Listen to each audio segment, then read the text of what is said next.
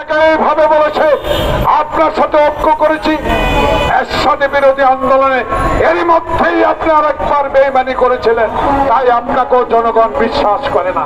কারণ আপনি কার কন্যা, আপনি কার সন্তান? যেই পিতা 1 মিনিটে বাংলাদেশে গণতন্ত্রকে হত্যা করে বাংলাদেশে বাকশাল কায়েম করেছিল, সেই পিতার সন্তান আপনি। আপনি নাকি গর্ব করে বলেন আমার বাবার স্বাধীনতা এনেছে, আমার বাবার দেশ, আমার বাবার সম্পদ, কেউ এখানে হাত দিতে পারবে না। আল্লাহর কি রহমত, জনগণের কত দুর্দর্শ আন্দোলন, এই ছাত্র জনতার মুক্তের রক্তের বিনিময়ে আপনি বাংলাদেশে এখন নাই। আপনার অহংকার ভেঙে চুরমার হয়ে গিয়েছে। আপনি এখন ভারতে মোদির কাছে বসে এখনো ষড়যন্ত্র দাবার চাল চালছেন। বাংলাদেশের জনগণ আপনাকে আর কখনো এই দেশে রাজনীতি করতে দিতে আসবে না, যতক্ষণ না পর্যন্ত আপনার বিরুদ্ধে 100-র উপরে মামলা, সে মামলার বিচার না হবে। তাই আজকে বেগম জিয়া আবার প্রমাণিত করেছেন, গতকালকের এই অভ্যর্থনা আমরা আবার উৎসাহ পেয়েছি, জনগণ আবার উৎসাহিত হয়েছে। এদেশের গণতান্ত্রিক আন্দোলন ইনশাল্লাহ আবার সফল হবে। যারা 4000-এর উপরে বিএনপি নেতাকর্মী আত্মহত্যা দিয়েছেন, ছাত্র জনতার জুলাই আগস্টের বিপ্লবে যারা শত শত ছাত্র আত্মহত্যা দিয়েছেন, আপনাদের প্রতি আমাদের আশা, আপনাদের প্রতি আমাদের দোয়া থাকবে। আপনাদের রক্তের প্রতিশোধ বাংলাদেশে আসবে ইনশাল্লাহ।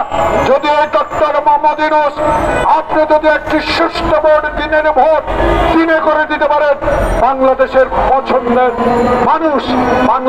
মানুষ পছন্দের দলকে ভোট দিয়ে ইনশাল্লাহ নির্বাচিত করে এই দেশে একটি সংসদ করবে। সেই সংসদে 31 দফার দাবি পূর্ণ বাস্তবায়ন করে দেশ পরিচালনা হবে।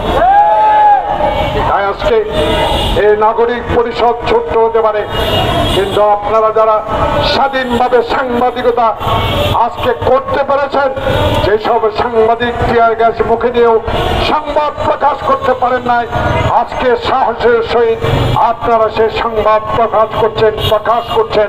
আপনাদেরকে আমাদের ধন্যবাদ দিতে হবে। এই কারণে সত্য কথা তুলে ধরুন।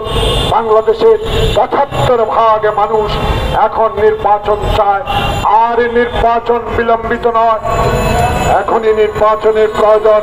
সংস্কার প্রায় শেষ পর্যায়ে।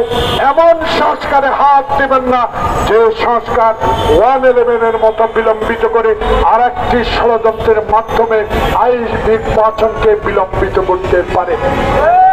তাই ডক্টর মোহাম্মদ ইউনূস আপনার কাছে এই পরিষদ থেকে, এই অবস্থান থেকে, জাতির এই বিবেকের স্থান থেকে আপনাকে অনুরোধ জানাবো, আর দেরি নয়, কারো কথায় নয়, আপনিই গ্রহণযোগ্য ব্যক্তি। আপনার সিদ্ধান্ত চূড়ান্ত সিদ্ধান্ত। নির্বাচন ডিসেম্বরের মধ্যে দিতে হবে, দেওয়ার ব্যবস্থা করুন। সবাইকে ধন্যবাদ।